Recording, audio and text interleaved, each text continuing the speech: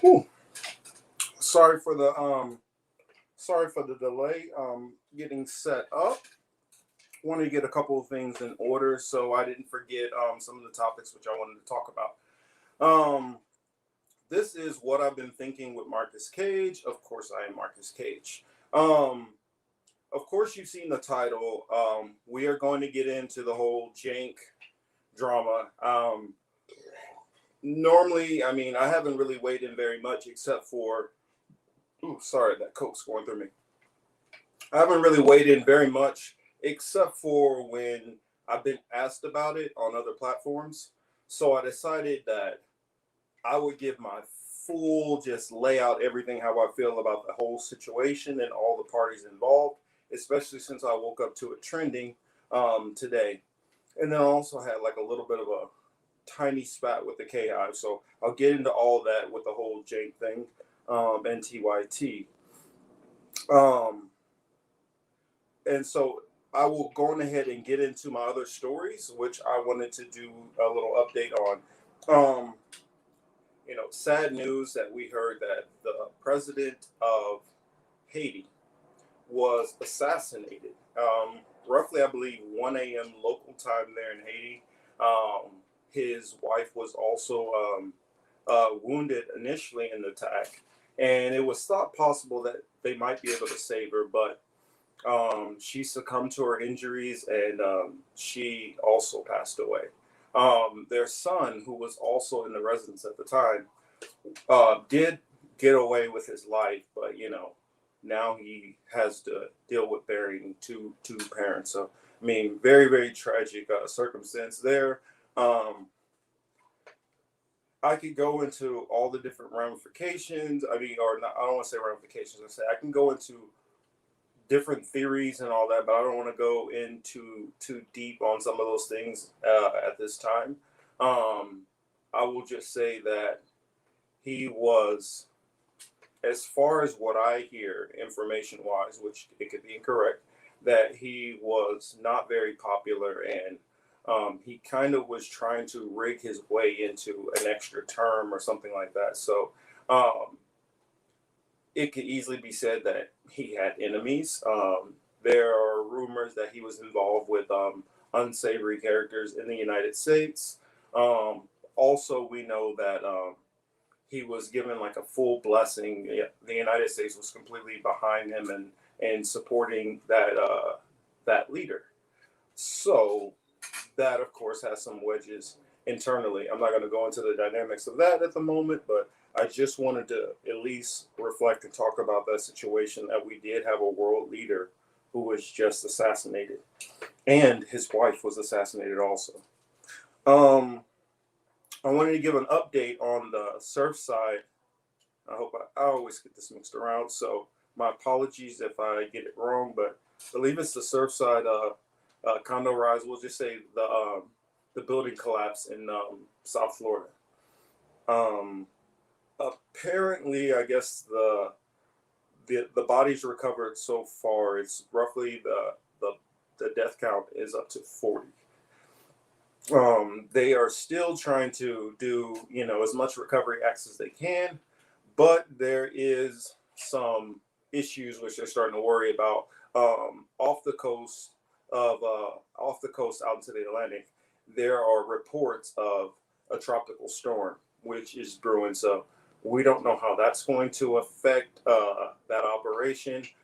It's said right now the trajectory is that it's supposed to go into the Gulf and come up, say, like around that Clearwater, Tampa, inside of inside of Florida instead of the outside where the collapse happened and where the site is.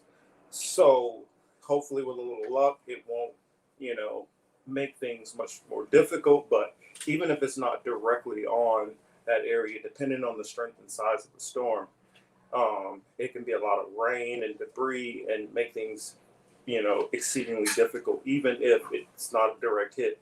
Those outer rings of the hurricane are still very, very powerful a lot of times, depending on the power of the storm. So if we look at, say, a category 3 or a category 4 or higher, it could get really ugly. And we could be dealing with even more casualties to deal with in other locations, especially if there actually are a lot of buildings, or there are buildings that we might not even know about that have some of these same structural concerns.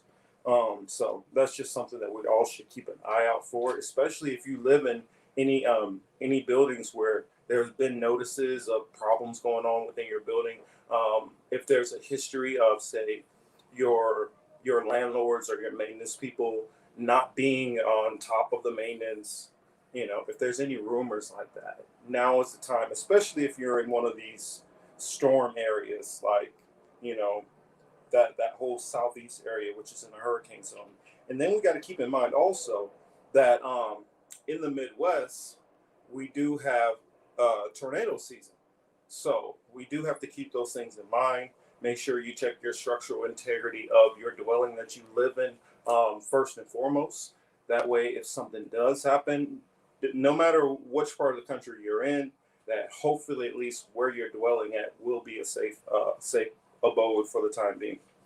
Um, Next story I wanted to go into: in Afghanistan, the Taliban has taken the capital.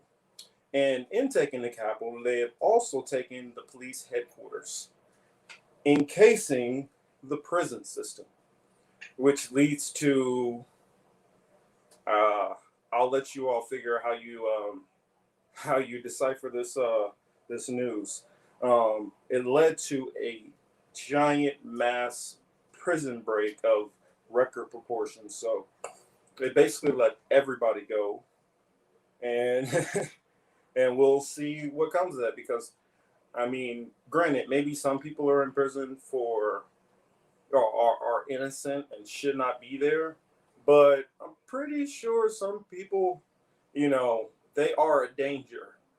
So just keep that in mind. Even if it's a small percentage, there are things are going to get a little crazy over in that area. So that said, I do not advocate for us to go in and decipher the future of another sovereign nation. That I want to declare freely. They're a sovereign nation. I'll let them work that out. That's an internal issue. If it gets to the point where literally majority of that nation is begging for our help, then we can start considering it. But unless it's anything like that, especially with the West's history and getting involved in these countries and trying to decide these, domestic issues in foreign countries, I feel like United States or the West in general should just completely stay away from all those things, or there should be tighter restrictions on whenever we do have any kind of encounters in any of these nations. Let's see. In Iraq, the coalition base there was actually struck. I believe the number was 3 dead and 14 injured as of now. So we always need to keep in mind that even though things might be somewhat peaceful here, we still have conflicts and casualties that are happening abroad, supposedly in our name. So we need to just keep those things in mind and keep those people in mind. I guess I'll go into my last little quick bit story. COVID. I guess now they say the number of people who have contracted COVID in the United States is, what is it, 33 million, somewhere around there, plus or minus. Somewhere inching close to about, I think it was what, 690,000. So we'll just round up and say roughly 700,000 people dead from COVID. And then what was it worldwide? I'm forgetting the number, but my apologies. But when you think of it, it's really only actually, if you extrapolate the full numbers of all the populations and worldwide, it's still the amount of fear that's put behind this pandemic. I just feel it's irrational, and I will leave it there. That is my opinion. I am not a medically licensed person. Just putting that disclaimer in there. Just my opinion, which I am allowed to have due to the First Amendment, YouTube. let's see. And we'll go into TYT and that whole saga. And I figure if you're going to tell a story, especially from your perspective, it's probably best to tell it from the beginning. So I'll go back to when I first came upon TYT. I was a regular watcher of TYT. And the funny thing about it, for some of you guys who are aware of what's going on with this whole circumstance, which I'm going to expound on, explain. I watched them from, I want to say easily maybe 2008 or something like that. It was a long time ago. It had to do with a lot of their anti-war stance. And even then, I followed Cenk. I used to watch his show regularly when he was on MSNBC. Back in the days when I used to watch MSNBC like it was a religion. I watched him. I watched Crystal Ball. I watched Ed Schultz, Keith Olbermann. So all of these people, I literally used to DVR their shows and couldn't wait to get home and watch them. And when Cenk left MSNBC, I had a lot of respect for the way he walked out of there. And I felt like, maybe that guy's a pretty stand-up guy, because he walked away from millions and he didn't bat an eye to start his own thing. Now, when you're just thinking in simple terms, we don't know all the inner workings. We don't know if he had something actually sitting where it made more sense for him to go through with his idea or his backup plan than to take that million. He might have known that what he was doing was going to be far more lucrative. So it was easy to blow off that million. And that's just a perspective that we never really think about. We just look at it as automatically that he was being noble by passing on that money, not realizing that maybe he already had investments in this and that, and he knew that he was going to be able to cover all his means and everything. So, and not have the restriction of having editors and executive producers who want to add in their 2 cents or say, no, take this out or take that out. So I believe that there was a lot of calculation going on, looking back at it. But at the time, I did applaud Cenk, and I really respected, him passing up that money. Well, on to his days at TYT. And I remember him and the whole original old crew before they start, putting everything behind paywalls, and before they start breaking apart into all these different, shows, whether it's, up to now the Damage Report and Rebel Headquarters and all these different, affiliates, TYT Sports, whatever. Which TYT Sports isn't that bad. I don't want to roast everybody. It's just certain, unless I have a legitimate cause that I can expound on per that individual. So that's the reason why I'm going to solely direct this towards mainly the 3 people who are on the screen, which I put in the little clip. In the little pic for the video. John Iadarola, Cenk Uygur, and Ana Kasparian. They all were there through all of that horrible stuff. And I can throw J.R. Jackson in there too. What is his name? Something with Ben Mankiewicz. You could go down the list of some of the people who have been around there for a while. But other people who were there who have left, and I'm just going to be honest, I'm not going to call out their names, but they saw what was going on there. They saw the environment. Now, we got to keep in mind, that was a different time period. A lot of us acted a lot differently. It was, it was a lot less decorum, and especially for a young startup company, so I can excuse some of that.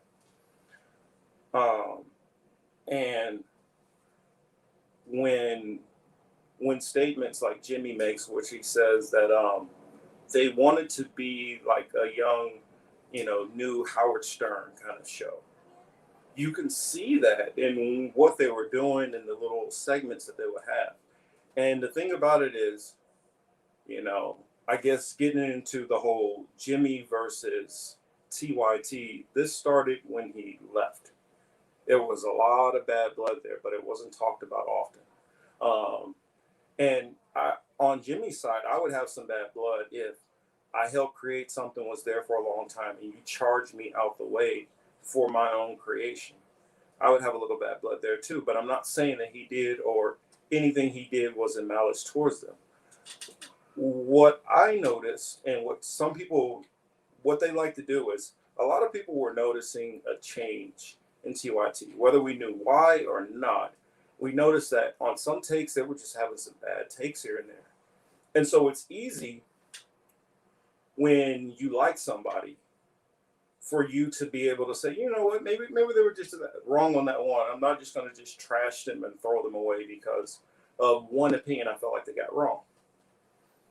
Well, after a while, you started to notice more and more of these bad takes, and it started to become on big issues, not just something where, okay, there's a little slight difference on how to pay go or something like this. It started to become on issues of war, it started to become on, major policy things which we supposedly care for on the so-called left.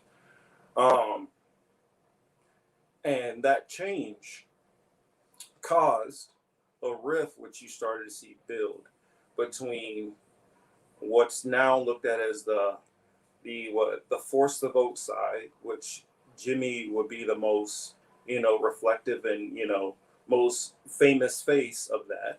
So of course, most of the ire, whether it comes from him or not, is still going to be directed at him because that's who they know. And so when people are, you know, like TYT, when they're throwing pot shots out and they're doing it vaguely, they might be talking about Jimmy in some instances, and they might be talking about other commentators. And so for some of you guys who don't know some of the other commentators, that doesn't mean that they don't know us or hear what we're saying. And I'm not talking about me directly. I'm talking about there's conversations which you all don't hear that go on between content creators sometimes. And some stuff we definitely, of course, cannot say on camera. But we hear things. All of us hear things and know of certain things which are going on, and some financial details which we might let out or not let out comes out. And you started to see where TYT wasn't effective at their little pot shots and things. What you would start to see is you would start to see people like Sam Cedar start to jump in. And that started to become this ongoing thing. And Sam Cedar, in my eyes, was just like a proxy for TYT. He was making their arguments that they wanted to make. And they felt like since he's their funny guy, he could, match wit for wit, which that's kind of a joke. But from their thinking, I could understand why they would think something crazy like this.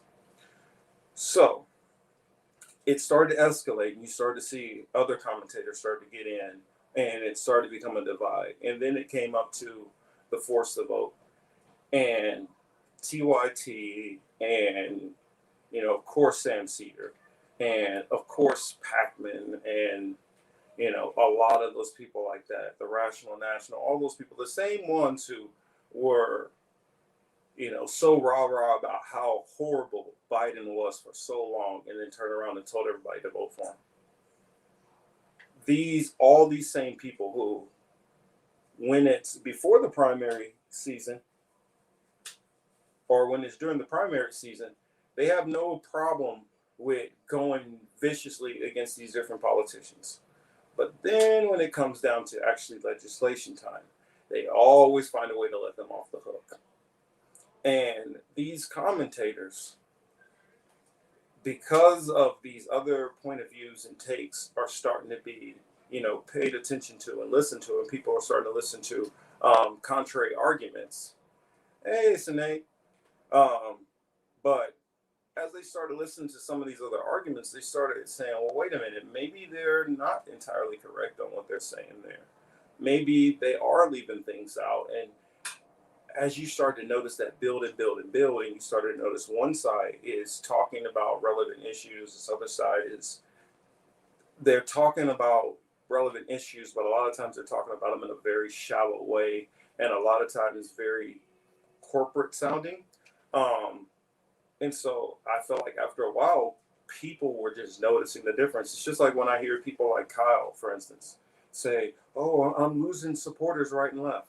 If you're losing supporters, Kyle, it's because of you. Your name is big enough that everybody knows who the hell you are. So if you're losing supporters, it's because of what you're doing. The same thing with a David Packman, the same thing with a David Dole, the same thing with a Mike Figueredo. If you guys are huge, all of us know who you are. Everybody knows who you are. So if you're losing supporters, don't blame that on the algorithm. People like me are really affected by the algorithm because people don't even know who I am. They don't get to know who I am because the algorithm really suppresses people like me. So back on to, the, what do they call them, the boutique left, which all of those people, for a time period, I did listen to all of them, but I just realized that they are living in a form of la la land that either they're in a form of la la land and delusion and thinking that somehow that they can get a party to do something which is never done what they wanted. If they think, oh, well, if we just get a couple more, and if we do this, and the squad will do this, the squad doesn't even vote in unison. And being honest, somebody else said that before earlier, so I'm not trying to claim credit on that quote. But they don't vote in unison. I mean, so what's the point of a squad if you can't even count on them to deliver on certain points which you are expecting them to? If somebody tells me they're going to run on Medicare for all and they're going to fight for Medicare for all, then I'm going to expect you every single time, no matter what the consequences. I don't want to hear, well, I mean, this other bill down the road. No, I don't want to hear all that stuff. You're being dishonest because what happens is they're counting on us to have short memories. Because what will happen is they'll get down the road a little bit longer. So said they're going to do this, do that, and take some kind of weird compromise and say that they fought for you. And people like TYT and Pac-Man Show and Sam Cedar, these kind of shows like this, they're there to take that anger, let you scream and yell a little bit, let you get frustrated, let you get it out of your system, but get your butt back in line and vote for the Democratic Party. That's all I see that they do at this point. I mean, the main reason why I used to follow TYT for, believe it or not, foreign policy is now I feel like their weakest area. They're horrible in that area. I mean, on almost every issue they're wrong, which leads up to, the Aaron Matei situation. You're arguing with somebody who's been on the ground and actually talked to real officials. And you're just coming out of your ass with your opinion from the American government, which you yourself rail against, that is not trustworthy most of the time. Your own framing of your argument doesn't even make sense, TYT. A lot of times you sit here and you push for these imperialist policies and then turn around and say how you're against the government and the imperialism. And then you get caught lying on camera because after the Aaron Matei thing, and they started trying to call him a Russian, like he's paid. And now Anna's tried to clean it up a little bit because I retweeted out what she said. She said something to the effect of, well, I'm saying that he's not, I'm not saying he is, but I'm saying he's acting like he's one. And my thing is, you are no longer just some kind of independent journalism. You guys are a multi-million-dollar industry. You guys are a corporation now. You guys have all kind of employees, have millions of dollars floating in and out of your coffers, and you don't do any real reporting. I mean, You have all that money, and you can't literally just say, you know what, we're going to go over and actually investigate what's going on over there. I mean, the recent elections in Peru, you literally had, Fiorella from the Convo Couch. Shout out to Convo Couch, Pasta and Fiorella. But they literally went down there. You have MCSC Network, which they're not nearly the size of TYT, but they can go out there and actually chase the story, actually talk to people, try to figure out what the hell is going on. And all you guys do is sit there, mostly try to focus on domestic policy, kind of sheep herding people, and calming their frustrations with the system, to try to whip them back into, oh, well, we just need to vote and just focus on Mitch McConnell, and he's so bad, and this is so bad. They're all so bad. That's the problem. And what you don't realize, what is most of this stuff that's going on is coordinated. It's like wrestling.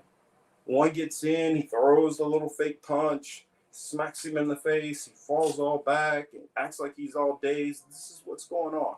When they're like, oh, well, Mitch McConnell has done this and done that. That's an act. These people are already winning, and there's no way that they're walking out of a situation where they're always getting hacked. If you believe that, then, I mean, I don't even know if you should be like really focusing in on politics, because it's clearly obvious that the tilt of which way things have been going has been one direction. As things started trying to go to the left, what started happening after that is sharp corrections for it to go back, to the right. And looking at this literal administration right now, sorry about that, but this literal administration right now is, to me, no different than going back to, like, if Bob Dole would have been president. It's no different than, George H.W. Bush. This is honestly what it feels like. The CIA all over the world doing all kind of clandestine things. The military spread everywhere. The government having no clue what's going on. You have whistleblowers and people like that being silenced.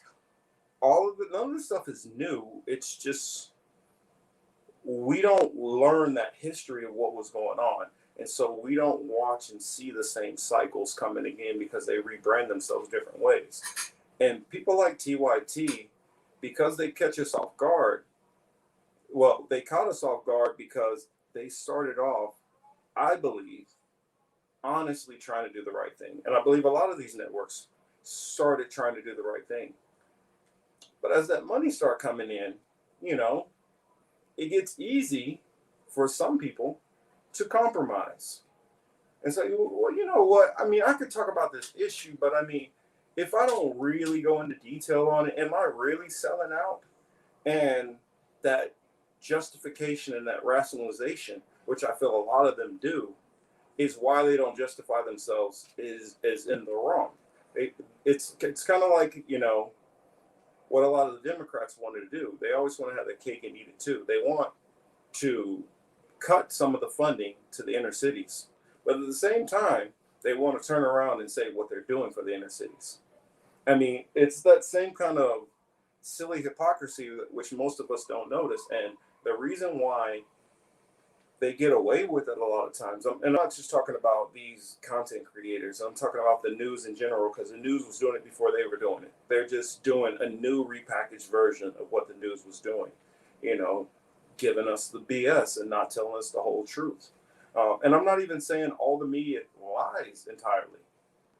It's just a lot of times lying by omissions, a lot of things that they just don't say.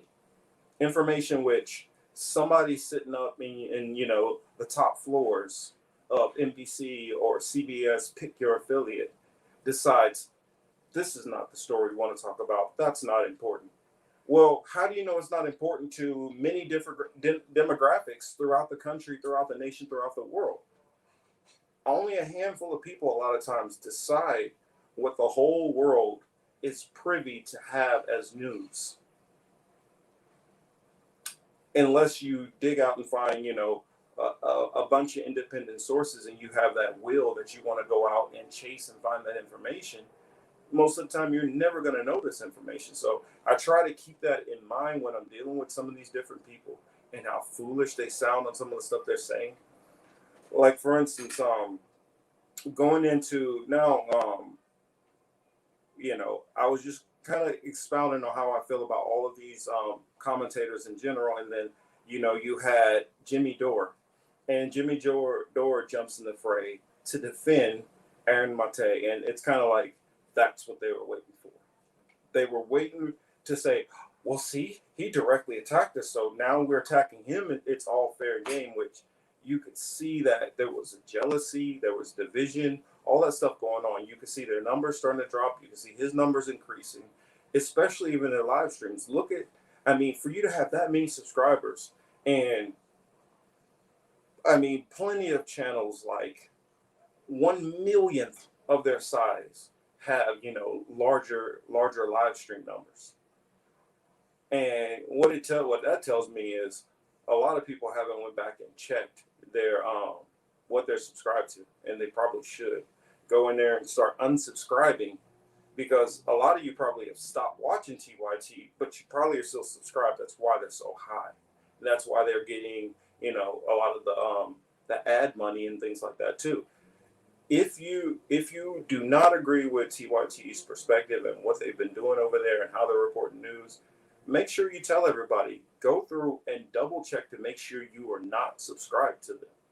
That way, I mean, because you could be subscribed, but you don't have the bell tap, so you're not getting notifications, or you could have just turned off the notifications. I mean, make sure you're unsubscribed to them. That way you can that way it'll show their drop in numbers. And they can't disguise what's going on. They can't disguise the algorithms as well. Like, because I can see on every show how many people watch, what's the demographics, what's the age, things like that. They can see all that information too. And when you have large numbers of people like they do, you can actually see in each demographic where you lost. And I guarantee you, if we were able to see that information, I guarantee you their loss would be in the same area that the mainstream media is having their loss. And that would be that 18 to 40 demographic. Right in that area, I guarantee you they're taking a hit. Because most of the people who I believe who listen to TYT either are listening because they are listening to try to catch them up on some stuff and go against them and probably try to capitalize on going against a bigger network, hoping that they will come back and, have a back and forth with you. You're watching it because you're kind of new to politics and you're coming out of the mainstream and this is the first name you heard. So that's one reason for TYT. And I think a lot of older voters who don't really pay that much attention, they got kids, grandkids, retired, whatever, all that stuff going on. And in that mostly older Gen X to baby boomers, I believe that there's a cognitive disconnect, which is going on between the generations. So therefore, they're not seeing and reacting and feeling things the same way. That's the reason why I feel like they're having such a more visceral reaction to their change, in that demographic and grouping, because those are the people who we're tired of just saying, what, hey, well, you got another minority in there. You got another XYZ in there. We're actually paying attention to what are you bringing to the table? What are you trying to accomplish? Are you going to get our goals met? Those things are important to us. Whereas I feel like our parents' generations, they didn't focus to that detail. They didn't have that follow through to say, okay, well, I got them in the office. Now, what are they doing while they're in office? Are they continuing what they said they were doing? Are they going to keep up with those promises? All of those things like that. I see Thomas is in there. What did you have to say? James once celebrated the overthrow of Gaddafi. He called Assad and Maduro dictators and accused them of voter fraud using State Department and CIA talking points. They smeared Tulsi. I unsubscribed a year ago. Amen. Glad you unsubscribed. I did also make sure that any of the TYT affiliates, whether it's Rebel HQ, whether it's the damage report, whether it's even TYT Sports. I'm trying to remember. There's another guy too where there's a couple of people who are on the TYT algorithm, which you might not realize that they are. So I've kind of cut off with them too. I'm not for certain, but I've heard that Kyle Kalinske is, and I noticed right around election time, Kyle's covers start getting a little weird, and that's when I backed off from him, and it's progressively just continued to get worse and worse and worse. And what Kyle does, if you're not very astute in politics and you're not abreast of these situations, you won't catch what Kyle does. But if you are, you'll realize Kyle edits the stories. Maybe he decides to not mention certain details, or maybe on the fly, he just decides, well, I'm not going to mention that part. But I've noticed he's really bad about leaving out details, which I'm pretty certain he knows.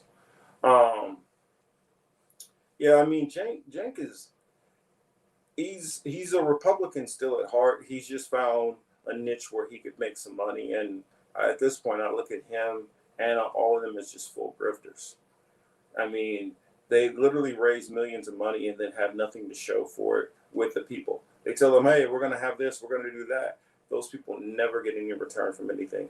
And they don't even hold the politicians like the Justice Democrats. They don't even hold them to standard to make them accomplish anything. And so what is the point of TYT? What is the point of Kyle Kalinske? Just to sit there and just talk a whole lot of shit and every now and then rage out about something, but then when it comes down to voting, whip you all back into place and get you to, well, I know, guys, it sucks, Biden is horrible, but we got to do it. I mean, or else what is it going to be next? All right, Kamala sucks, but hey, guys, we got to do it because whichever boogeyman pops up next. I mean, for all we know, they'll say the next person who's running is like the next version of Michael Myers, and he's going to pass out machetes and just start chopping people up. I mean, who knows what bad guy or boogeyman they're going to come up with to shoehorn this agenda of whoever the next horrible candidate, which is pre-picked, that's going to be forced upon us. So Jimmy Dore dropped a ton of information on them, and I remember watching all of that stuff live a lot of times. Like, I mean, I'm not going to lie, it was the 90s, well, not the 90s, but earlier 2000s and a little younger, so I didn't even really think about how degrading a lot of the content was. I didn't think about how sexist a lot of the content was, and Anna was the one who was coming up with most of the segments. I mean, I remember, of course, when they were, showing the inappropriate pictures, and Cenk is mocking, Britney Spears, and he mocked, Kim Kardashian and some other women. And then they turn around and play this, oh, pitiful me. What Anna did, this is exactly what it reminds me of. It reminds me of that incident in the park where that young black man is taking photos of birds or whatever. She's walking her dog and she gets all hysterical all of a sudden and then calls the police. That's what that reminds me of, because for you to sit there and have no filter talking about all kind of stuff like that and then turn around and act like you're a victim to some kind of to verbal sexual assault. I would understand if she was going to tell me another scenario, which happened after that, where after they had their little talk, he continued to do something else. Even if it's as horrible as she said it was, he was completely trying to be a pervert and stare up her skirt or whatever. At the point of apology, in which she admitted there was an apology, she didn't admit or talk about another episode. So what are you complaining about? What if there's another episode? Then okay, you have a point, but you can't say, okay, I forgive you or whatever, and then turn around and try to use that to try to take somebody down. Let's see what. Kyle did a take on the N word a week ago. He used the N word ending with A and defending his use of it. It was cringy as fuck. Oh, well, yes, Kyle is part of the team. That's what I'm saying. He'll sit there and act like, oh, well, you know, what you did was just so. They play this whole innocent, you know, I'm this dignified person, and why would you talk so inappropriately? And it's like, come on, Kyle, cut the shit. And then it cracks me up when he was saying, "Man, I'm so mad. I want to punch. I want to punch Jimmy Dore." You man, shut up. I can look at you and tell you, and I know you travel all over the place. You ain't busting a grape in a fruit fight. Nobody is worried about Kyle Kalinske doing shit. He's just talking. And to me, being somebody who's done a lot of fighting, in the ring and out of the ring, when I hear somebody who is a online tough guy talk like a tough guy, it's just so aggravating. You know, stick to your little cringy jokes and your high pitched noises you like to make, but stop bullshitting people and stop being a huckster or a scam. I'm gonna have to look at that video. I might even do a video on Kyle's video because I've just stopped watching this content a while ago. I stopped watching a lot of their content, especially when anybody who start pushing the you need to vote for Biden. Yeah, I was done on that. I mean, years pass. I used to be in the frame of mind and say, well, you know, I mean, I understand if you're in a swing state. And at this point now, when I realize how corrupt this system is and how, you know, how this is like a giant like aircraft carrier, a nuclear aircraft carrier, which is just streaming down the ocean. And what we're doing is we're little like rib boats, little tugboats trying to bounce against the side of it and make it turn. And it is not turning. It is full steam ahead. And the sooner I got it in my head and understand you cannot take on that giant, massive machine. Either you're just going to be ineffective or you're going to get crushed eventually. And so I decided instead, try reaching out and try to get, you know, alliances and talk about the actual truth. Because, I mean, think about if people just didn't show up to vote at all and they had massive drop in numbers. The one thing I've noticed about the elite is optics and embarrassment are vital things to them. They have so much pride that they don't like getting embarrassed. And if all of a sudden you have an election where, I mean, even less of the population shows up, and they're just like, then the reporters have to start questioning, well, why aren't people showing up? And then people say, well, it doesn't matter. You guys are going to do what the hell you want to do anyway. When it shows that level of, we see the game, do what you guys are going to do anyway, that kind of shame and embarrassment, because they want everybody to feel like this system is not rigged. No, you all have a say so. Your voice matters, even though it's bullshit. They want you to believe it, though. And the moment people stop believing it, it exposes them for who they are. It exposes the corruption. And you start having these politicians who are looked at as icons or celebrities or stars, which are stripped naked for who they are. Basically, Instagram politicians who are making money, who are running around like this is a Hollywood movie role, pretending they're on the West Wing. That's what we're getting. We're not getting policy. I guarantee you most of them aren't even sitting down writing any of this policy, not even sitting down while it's discussed. They just have their staff hand them a paper in the morning and somebody write them a speech. This is a game. And people like TYT are part of this game. I mean, literally look at almost all their headliners. They're all members of CAA. Do we need to go through who CAA is and what they do? Do we need to go into the $4 billion from the Republicans they received? Do we need to go into the was it 20 something million from Jeffrey Katzenberg? And who knows how much else money is sitting around? Not to mention all the different drives when they try to raise money off of people while sitting there having all this money, talking about they don't have any money. TYT is a complete grift session. They are all charlatans and hustlers. And when they're going at all of these different people, now I see Glenn Greenwald is trending also. And now they're saying he's not a reporter. Well, when the fuck did you guys become actual journalists? When? What journalism can you show us? What can you show us? In fact, think about TYT. For as big as they are, all they really do is re-report stories. That's no different than most content creators, just giving their take. They re-report something from the mainstream media, but they're big enough that they should literally be breaking stories. They're big enough that they literally should have somebody at the White House press corps. They don't do those types of things with the money.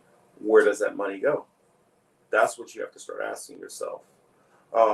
So that's my take on all of them. I mean, I started out being fans of a lot of these people, and I just see that they are in this for the money. They're in this for the clicks. I mean, you can hear a lot of their whining and complaining. And so hopefully you guys can, those who are still stuck in that delusion can come out of it and, notice these people and see them for who they really are, and come around to actual people who are trying to fight for real causes and come up with real ideas and solutions for some of the things which we've been talking about since before I was born. But the only way you get there is you gotta sometimes be able to admit, I've been on the wrong path. I've been listening to the wrong people, and therefore I have a wrong idea or understanding or strategy. If you do that, that's when you can start understanding, oh, well, maybe I need to tweak this and fix this. And who knows, by the time you get to the end, you might be somewhere completely different. You might be still kind of similarly in the same spot. But you need to at least be able to understand that maybe some of the stuff that I think is correct might not be correct. I mean, hopefully I will have a debate with, what's his name, Skeptical Mantis on the Bible. Now, it's kind of interesting because some of these people like that, when you debate them, they want to throw a gazillion things at once. And it's the same thing when you debate like a Sam Cedar. Or for that matter, let's throw up another name because I've heard his name a couple times today, Avouch. When you deal with somebody like that, they like to play semantics.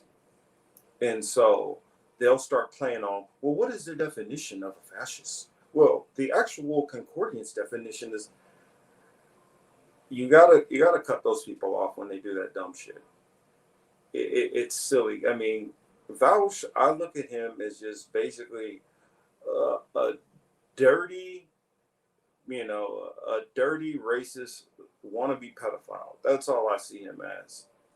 So, of course, he probably wouldn't want to debate me at this point. But if he did, I would definitely delight in that. And I know people like him think that they're such great debaters and things like that. The thing which they don't understand is you're not going to be able to pigeonhole me like the rest of these other people, because I'm not from the right. I'm not from the left. I'm not in any lane, and I don't support any candidates or leaders. I'm coming from a whole different perspective of what is right, what is correct, and I'm going to show you how stupid your logic is in so many ways, and the arrogance. So if any of you all are out there want to see that debate, let me know. I'll reach out to him, because I hear he's somebody special to worry about, that he's this great debater. The stuff I've heard about him is he's trying to justify pedophilia in weird ways and child pornography. And I'm like, anybody like that Like, I get censored for all kinds of stuff, stupid little things. I get, strikes. Well, be careful with this and don't say that, and stuff from YouTube. And I watch jackasses like him get on, be as offensive and disrespectful as they want to be to everybody, anybody, completely dismissive to a lot of people. And then people like me are the one who's always looked at and targeted. And, I could call out the obvious. And part of me kind of wants to deal with somebody like him, because I want to know, what the hell is he saying for so many people to listen to somebody like him, and also help expose the hypocrisy and the stupidity of most liberals, while they think that they're fighting for all these justified things, when I can show you how most of that is just talk. Just like people like Val Stu, they sit on there, talk, make money. I heard is upwards of 200,000. I'm not the type to hate on people. If you make your money, you make your money. But really, people, you guys are giving a guy who talks about child pornography, and encouraging people. I mean, from what I was gathering, he was trying to justify it.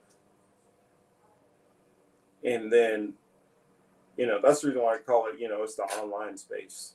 Because some of the stuff which I've heard him say, I just feel like he must have never grown up in the neighborhoods I did, because child pornography and a white guy throwing around the N-word will get you in a lot of trouble. Yeah, same with you, Kyle. If anybody's out there in touch with Kyle, or want to clip my response to him, say that stuff if you want to. In fact, since you've already said it, just don't be surprised at what might happen to you if the wrong person sees that or runs across you.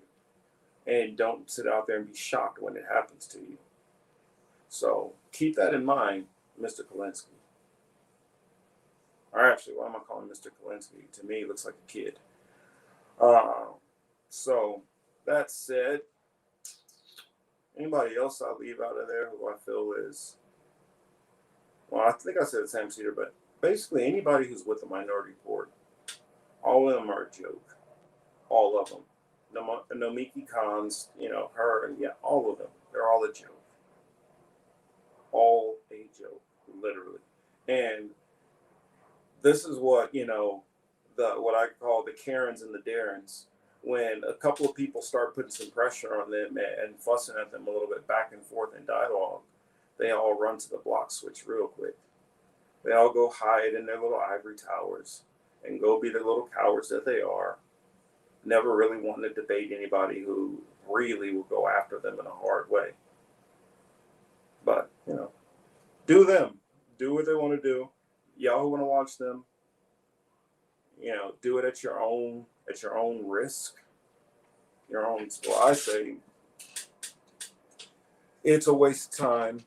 You're getting basically bubblegum news with a bad take. So if you want to actually get some deep substance takes, actually start looking at people within those regions, within those countries, and get multiple sources. Read from the press in those areas. Stop listening to a lot of the stuff around the world from Americans. That's part of your biggest problem. And I feel like I could definitely speak on that, because I actually did live overseas in a couple of countries. So I actually have a frame of reference to notice the difference between the medias, and the difference between what, let's say, a Pakistani source in America says versus a Pakistani source in Pakistan says. Very, very different. So for those of you who like to throw that argument, well, my friend who lives in Cuba, he hates communism, or his family's from Cuba. Yeah, but you don't know the dynamics of what went on in that country. There was not a what's the word, like a collective thought. There was not a everybody was for it or everybody was against it. So you always got to keep those things in perspective. You also got to keep in perspective those people's backgrounds. A lot of the wealthier people in most of these places who hated these different types of leftist governments, It's because just like now, the same rich people who don't want to pay taxes, those same kind of scenarios. So even though it may be a so-called third world country or second world country, those same type of economic dynamics are still going on. So we always have to keep those things in play. I mean, keep those things in mind. So I guess I've said my take. I hope it's thoroughly clear how I feel about them. I feel that they are a huge waste of time. I guess I'll give them my closing thought. They are a huge waste of time. They are complete and utter grifters and frauds, and um, at worst, which I look at this as easily 50-50, that they are either willing participants of the State Department and CIA and their talking points, or they are useful idiots, which they are idiots. So I wouldn't be surprised if they are being used for their idiocy. So that said, this has been what I've been thinking with Marcus Cage. Make sure to check us out tomorrow. Don't know what the topic will be, and that's kind of the way I like it. I see what issues roll across the news, which issues I feel like take the most precedent and might find y'all might find a little interesting. So, oh yeah, and I have a couple of videos I'm working on, like a documentary on my Hebrew Apologetics page, where I will be doing slavery, a two-part on slavery, um, giving a broader history, I would say, and then some things you might not know about slavery and indentured servants. So that is something that I'm going to have over there. More than likely, if I have that debate against Skeptical Mantis on the Bible, that will probably be on my Hebrew Apologetics page also. So I'll make sure to put that information out if you guys want to catch that debate. More than likely, I would try to keep it to more of a question and answer versus an actual debate, because there's a lot of presuppositions which we all come in with. So I know that he has a certain perspective and what he thinks I believe. So I like to be clear with exactly how I believe and not be labeled or grouped in with what you believe, people who think like me think. And if you don't know what I'm talking about, per my faith, I recognize myself as a Hebrew Israelite. So that's what the whole page, Hebrew Apologetics, is talking about. It is defending the faith of Hebrew Israelites with the Bible, with history, and with archaeology. So for those who have not checked that out, please check it out. Make sure you're all following me on Twitter, and if you're following me on Facebook or Instagram, make sure you follow me there. I'll try to put out little updates if anything goes on. Next week, I might take a break from all of my channels. I will have a special guest coming into town. My mother is coming to see me, so I will definitely be taking some time off to spend some good time with mom. But I will definitely be right back afterwards. So please don't think that, I've stopped doing content because you guys don't see anything coming out. It's just that, spend a little time, little vacation time with mom, decompressing a little bit before I come back nice and fresh to give you guys some new perspectives and some new takes. I have been trying to reach out more to other platforms. So look to see me on other channels a little bit more, hopefully. I know that I won't tell you which people I'm talking with, but I got a couple of people which I'm trying to work on. Either bringing them on my channel, this one, or one of my other, or Political Matrix, more than likely, or if I go on to their channel. I know that for those who missed it, I did go on Fred Hampton's Leftist on RJ's show, Revolutionary Jargon. And so if you did not catch that, go back and check it out. It was a really good and fun interview. We talked about the presidents and talked about Independence Day and some of those things like that. So we are working on doing a part 2 at some point. So keep an eye out for that. I will try to update you. I'm not good at doing this YouTube, like how you do a post. So when I learn that and figure that out, I will start trying to give you guys post updates. It's just that I'm not the best as far as figuring out that tech stuff, and I get frustrated sometimes. So I go throw my hands up and walk out of the room, go pop open a beer. But that said, you guys all have a good evening, and I will see y'all tomorrow. Thank you for joining me.